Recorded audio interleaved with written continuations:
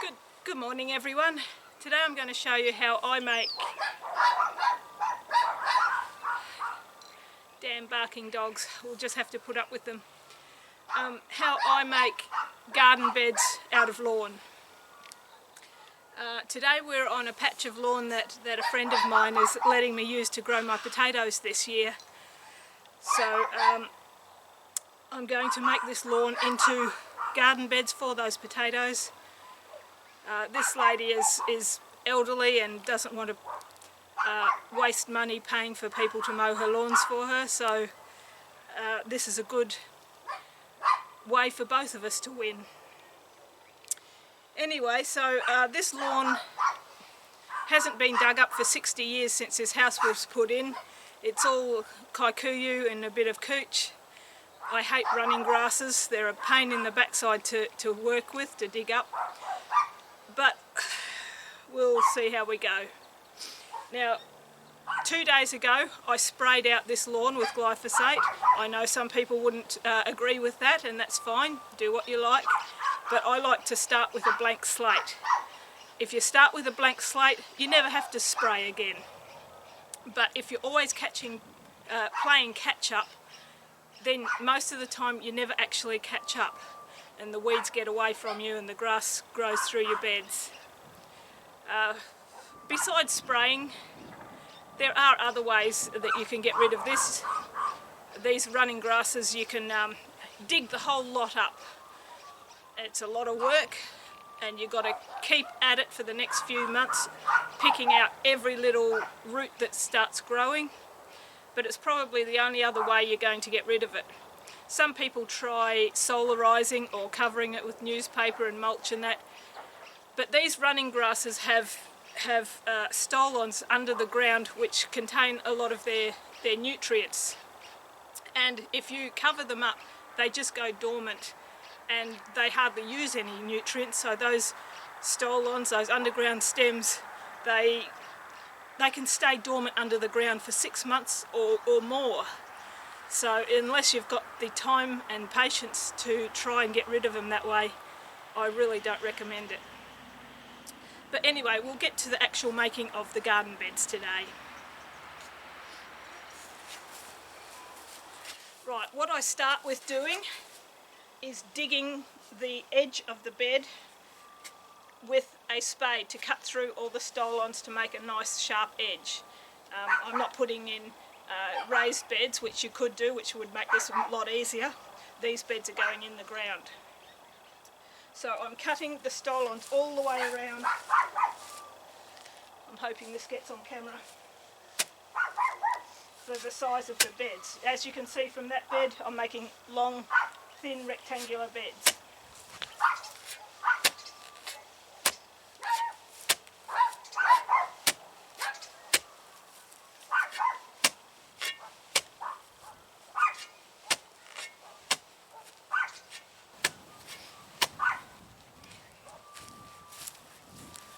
I've already cut around the other side before I turned the camera on. So now I have a long rectangular bed that I've cut the stolons on the sides with this sharp spade. So now I go along and cut sections about a spade width along. It takes time. Don't hurry, just take your time doing these beds. But now I cut the spade width, and I actually cut down deeper because I want to get through the deeper stolons.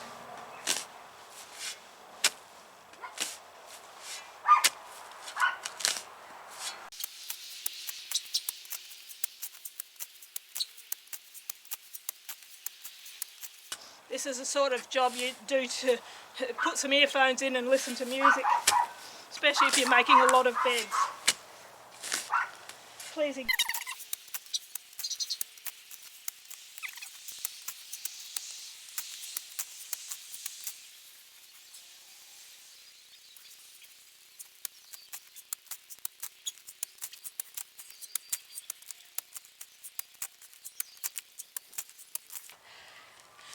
Now, I don't use a rotary hoe to make my beds in running grasses for two reasons. One is in virgin soil like this, the thatch of the grass is very thick and it's hard to get the tines through. And the second reason is that a rotary hoe cuts up all these stolons really fine, and every single piece will grow, so you want to keep them as long as possible to make it easier to pull out.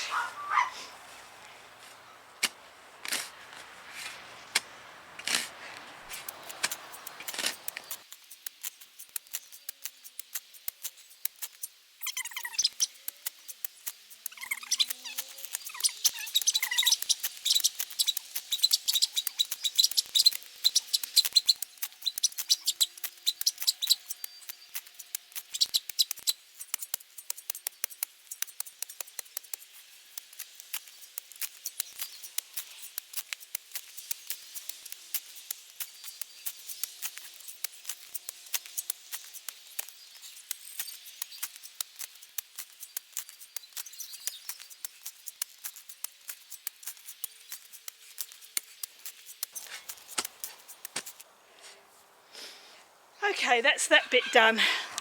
Let's bring your camera back down to here.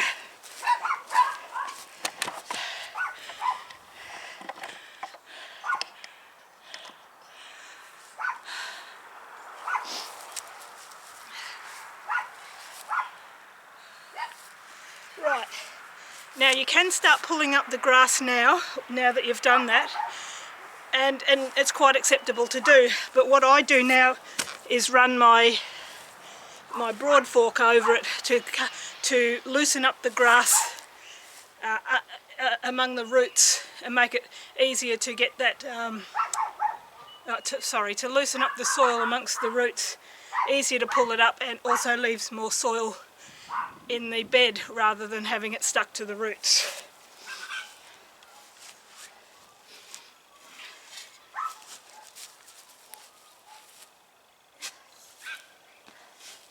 And it digs deeper. To start with, when you're first making your beds, you want to make them pretty deep so that you can run some of the good topsoil underneath, and you can fertilise the soil that you've brought up. Now this is pretty sandy soil, so it's not hard to dig once we get these grass roots out.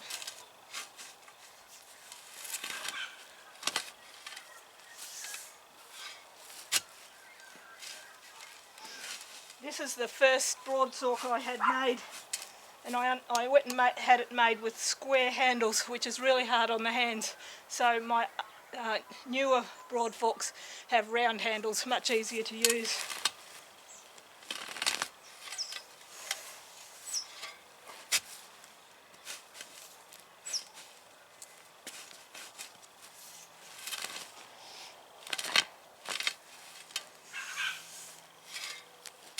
If you can afford to get a broad fork, I really recommend it. So much quicker and easier than using a spade, although it doesn't work that well on hard soil, hard or rocky soil. It's best on sand or good friable soil.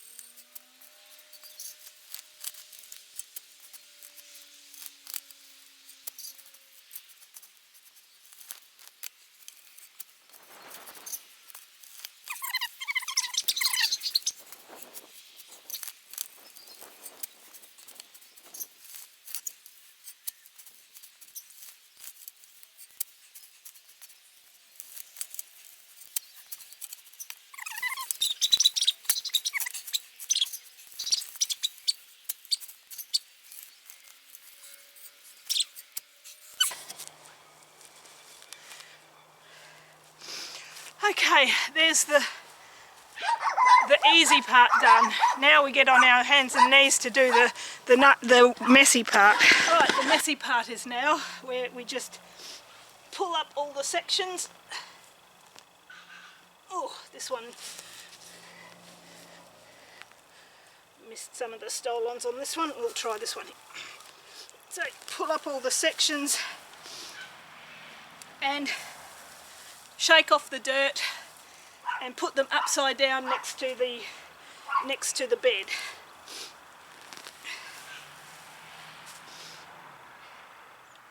Oh, plenty of worms in here.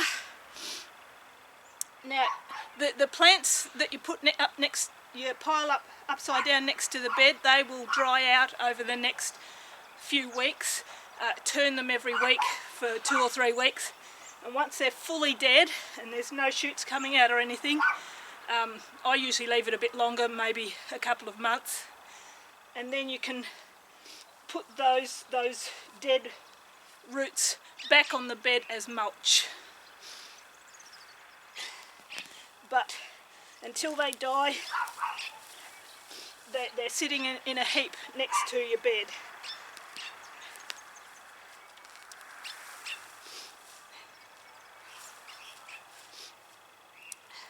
Try and get as many of these roots out as you can, because even the smallest bit will shoot and grow.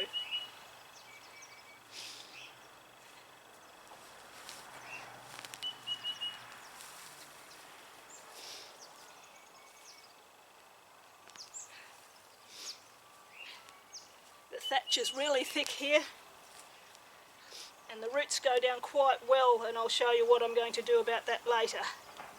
Quite deep, I mean.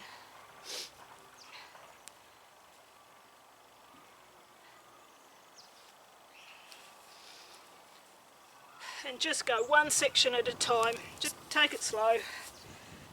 You don't do this when you're in a rush. Although I am against the clock a bit, because usually I wouldn't grow my potatoes until September, but they're already shooting, so I have to put them in a bit earlier.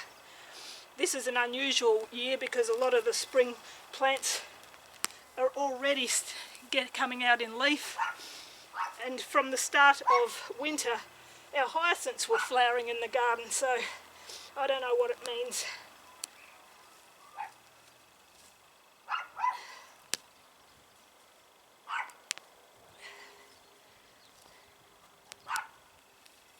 See, they hide quite deep.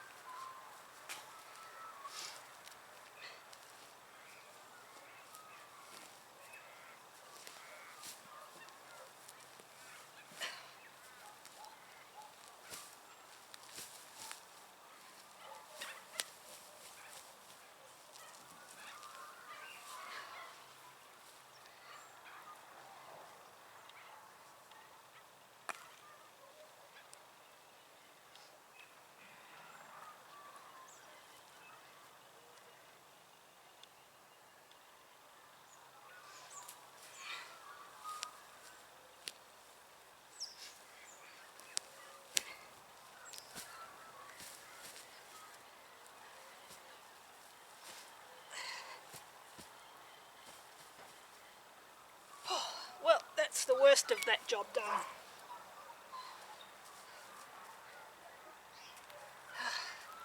Oh, well. Okay. So there's one more thing to do now.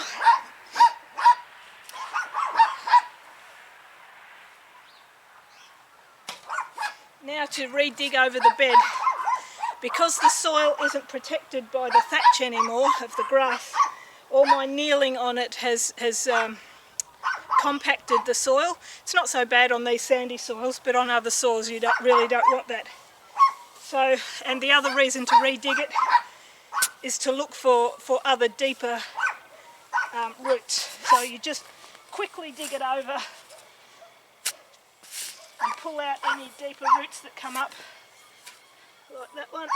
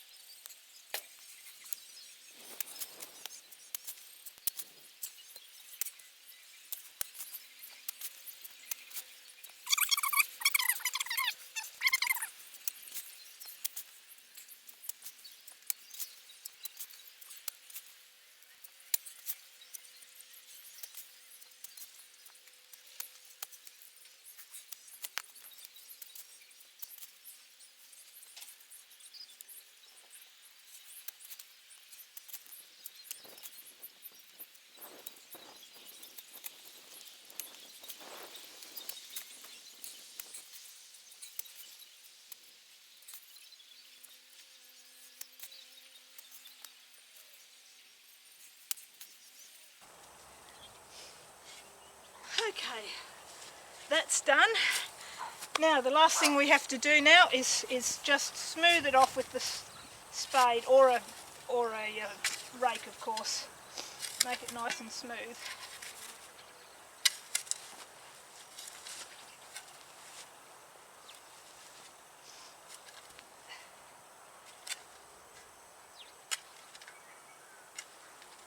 Right, now that this bed is finished, you can see that because we've taken out so many roots and soil with them, that the surface of this bed is lower than the surface of the grass.